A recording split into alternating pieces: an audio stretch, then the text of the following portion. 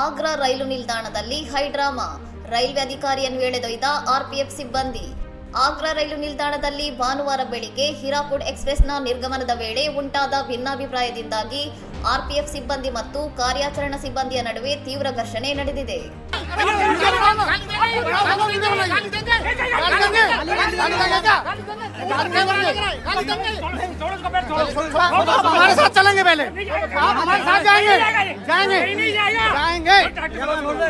ರೈಲು ಹತ್ತಲು ಪ್ರಯತ್ನಿಸುತ್ತಿದ್ದ ಪ್ರಯಾಣಿಕರ ಸುರಕ್ಷತೆಗಾಗಿ ರೈಲು ನಿಲ್ಲಿಸುವಂತೆ ಸೂಚಿಸಿದ್ದ ಡೆಪ್ಯೂಟಿ ಎಸ್ಎಸ್ಒ ಅವರನ್ನು ಆರ್ಪಿಎಫ್ ಸಿಬ್ಬಂದಿ 4 ಕೈಕಾಲುಗಳನ್ನು ಹಿಡಿದು ಎಳೆದೊಯ್ದ ವಿಡಿಯೋ ಸಾಮಾಜಿಕ ಜಾಲತಾಣಗಳಲ್ಲಿ ವೈರಲ್ ಆಗಿದೆ. ಘಟನೆಯ ಗಂಭೀರತೆಯನ್ನು ಪರಿಗಣಿಸಿರುವ ಉತ್ತರ ಮಧ್ಯ ರೈಲ್ವೆ ಆಡಳಿತ ಘರ್ಷಣೆಯಲ್ಲಿ ಭಾಗಿಯಾಗಿದ್ದ ಆರ್ಪಿಎಫ್ನ 4 ಸಿಬ್ಬಂದಿಯನ್ನು ತಕ್ಷಣದಿಂದ ಜಾರಿಗೆ ಬರುವಂತೆ ಅಮಾನತುಗೊಳಿಸಿದೆ. ಹಿರಿಯ ವಿಭಾಗೀಯ ಅಧಿಕಾರಿಗಳನ್ನೊಳಗೊಂಡ 3 ಸದಸ್ಯರ ತನಿಖಾ ಸಮಿತಿಯನ್ನು ರಚಿಸಲಾಗಿದ್ದು, ಘಟನೆಯ ನಿಖರ ಕಾರಣ ಮತ್ತು ತಪ್ಪಿತಸ್ಥರ ವಿರುದ್ಧ ಕ್ರಮ ಕೈಗೊಳ್ಳಲು ಸೂಚನೆ ನೀಡಲಾಗಿದೆ.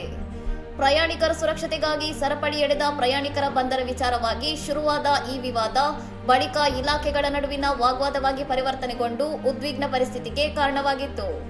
ಆಡಳಿತವು ಈ ವಿಷಯವನ್ನು ಗಂಭೀರವಾಗಿ ಪರಿಗಣಿಸಿದ್ದು, ತನಿಖಾ ವರದಿಯ ನಂತರ ಮುಂದಿನ ಕ್ರಮಗಳ ಬಗ್ಗೆ ಸ್ಪಷ್ಟತೆ ಸಿಗಲಿದೆ ಎಂದು ಮುಖ್ಯ ಸಾರ್ವಜನಿಕ ಸಂಪರ್ಕಾಧಿಕಾರಿ ಶಿವಂ ಶರ್ಮಾ ತಿಳಿಸಿದ್ದಾರೆ.